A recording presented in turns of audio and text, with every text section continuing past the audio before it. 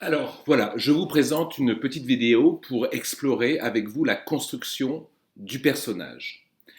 Cette vidéo reprend des éléments que nous avons déjà vus, soit cette année, soit l'année dernière. C'est donc une piqûre de rappel. Alors, la construction du personnage. Qu'est-ce que ça veut dire? Alors d'abord, la construction du personnage, c'est un livre de Stanislavski des années 30. À l'époque, c'était révolutionnaire car il proposait aux actrices et aux acteurs de passer, enfin de sortir d'un jeu très codifié, très grandiloquent, à un jeu naturaliste. C'était en fait une querelle d'anciens et de modernes, et ça correspondait aussi à l'arrivée du cinéma sur la scène mondiale. Alors là, c'est pas mon propos, ce n'est pas du tout de reprendre le livre de Stanislavski, La construction du personnage. Vous savez que Stanislavski, en fait, c'est une méthode qu'il a créée. Cette méthode, c'est comme toutes les méthodes, il y a des choses très bien dedans, il y a des choses qui sont plus discutables.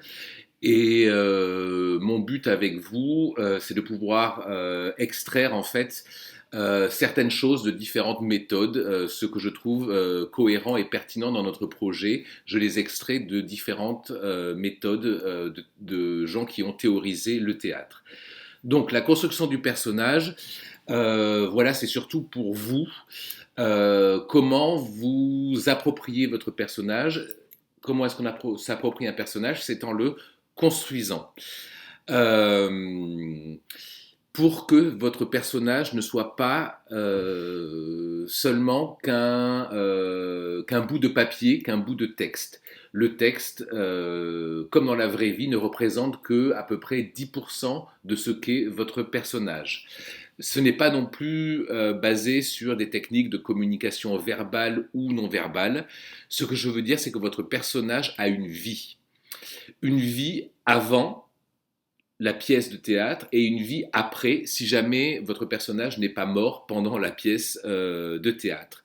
Et aussi, il a une vie pendant la pièce de théâtre, il a une vie quand il n'est pas sur scène. C'est-à-dire que dans une pièce de théâtre, il y a certaines fois où vous êtes sur scène et puis d'autres fois où vous ne l'êtes pas. Et quand vous ne l'êtes pas, quand il se passe autre chose sur scène qui ne vous concerne pas vous, votre personnage, lui, continue de vivre. En gros, ce que je veux dire, c'est que votre personnage existe ailleurs que là où l'a placé l'auteur de la pièce. Et votre travail, c'est de pouvoir construire votre personnage, de le ressentir aussi dans ces moments où il n'est pas, dans ces moments où il n'est pas face au public, dans ces moments où il n'est pas, ou dans ces moments qui sont inconnus par le public. Pourquoi faire ça? Parce que votre personnage aura ainsi plus d'épaisseur sur scène. Et si votre personnage a plus d'épaisseur sur scène, et c'est pas une question de grand rôle ou de petit rôle, ça je n'y crois pas. Ça je n'y crois pas. Moi j'ai travaillé dans des pièces et j'ai vu des pièces où les personnages ne disent rien, où ils disent deux mots. Et on pose des questions à la fin au public, et le public n'aura retenu que ce personnage, tant l'intensité que l'acteur met à jouer ce personnage est forte et peut même éclipser les gens qui ont des tirades et des mots et des mots et des mots. Le théâtre, ce n'est pas un texte, le théâtre, c'est une présence. Donc, pourquoi faire cet exercice de construction du personnage? Parce que votre personnage aura ainsi plus d'épaisseur sur scène et vous, vous aurez plus de confiance en vous. Comme nous sommes dans l'impossibilité de nous voir en ce moment et de faire un travail de plateau, c'est-à-dire de faire un travail physique, même géographique sur scène, et comme nous sommes loin les uns des autres, je vous propose un travail que vous pouvez faire chez vous, tout seul, ce qu'on appelle un travail de table. Alors vous pouvez le faire seul chez vous, ou vous pouvez le faire à deux ou à trois, histoire d'échanger vos points de vue.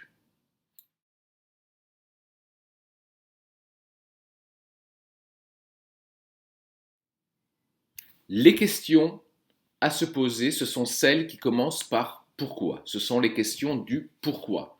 Le théâtre, c'est du pourquoi. Le théâtre, ce n'est jamais du comment. C'est comme dans la vraie vie. Une fois que les personnages ont leur réponse aux questions pourquoi, il est fort peu probable qu'ils commencent à se poser des questions sur le comment. Alors, comment est-ce qu'on va faire ça?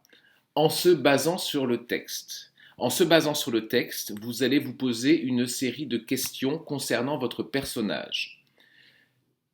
Pourquoi votre personnage entre-t-il sur scène à ce moment-là?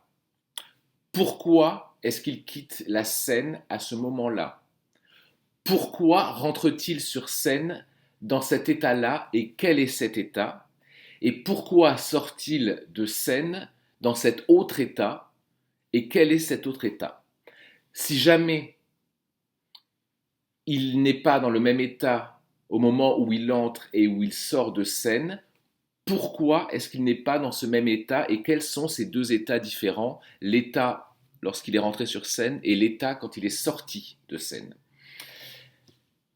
Ça veut dire qu'il faut aussi réfléchir à qu'est-ce qui s'est passé, qu'est-ce qui l'a fait changer d'avis ou qu'est-ce qui l'a fait changer d'état? Est-ce que c'est une chose qu'il a vue? Est-ce que c'est une chose qu'il a entendue? Est-ce que c'est quelque chose d'extérieur à lui ou quelque chose d'intérieur à lui? Dans ces questions, dans ces pourquoi, il n'y a pas grand-chose de psychologique. Je ne veux absolument pas que vous partiez dans quelque chose de psychologique.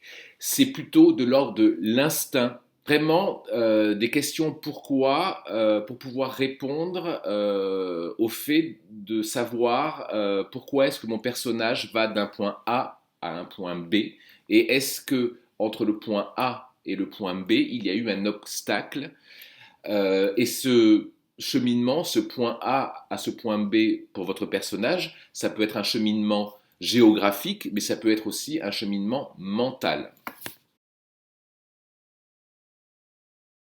Ces pourquoi sont des questions essentielles, car elles justifient votre présence sur scène. Alors, pas besoin de remonter à l'enfance de votre personnage, ça c'est une construction autre qu'on peut aussi aborder, mais pour l'instant c'est pas le thème d'aujourd'hui, donc pas besoin de remonter à l'enfance de votre personnage. Il ne faut surtout pas regarder votre personnage sous un angle psychologique. Il faut rester terre à terre.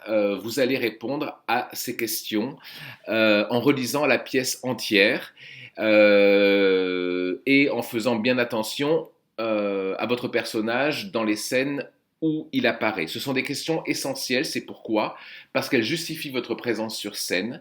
En tant qu'acteur, la réponse à ces questions vous permet d'avoir le sentiment d'être à votre place, sur scène, vous donne vous donne de la confiance en soi. Ce que je veux dire par là, c'est que votre personnage est peut-être un personnage hésitant, un personnage timide, mais l'acteur, lui, doit être ancré sur scène. Sinon, il disparaît aux yeux du public. Et quant à lui, quant au public, si vous pouvez répondre à ces questions de pourquoi, lui, le public, verra sur scène un personnage et ne verra pas un acteur mentalement accroché à ce pauvre bout de papier où est le texte et mentalement accroché aux indications d'un metteur en scène. Si vous ne l'avez pas fait avant, prenez une feuille et un crayon, donc c'est quand même quelque chose de très concret, c'est du travail de table, mais c'est quelque chose de très concret. Vous prenez une feuille et un crayon, vous relisez le texte en entier. Pourquoi est-ce que mon personnage entre en scène à ce moment-là? Pourquoi est-ce qu'il sort à ce moment-là? Qu'est-ce qui s'était passé juste avant qu'il entre sur scène? Et où est-ce qu'il va quand il sort de scène? Pourquoi est-ce que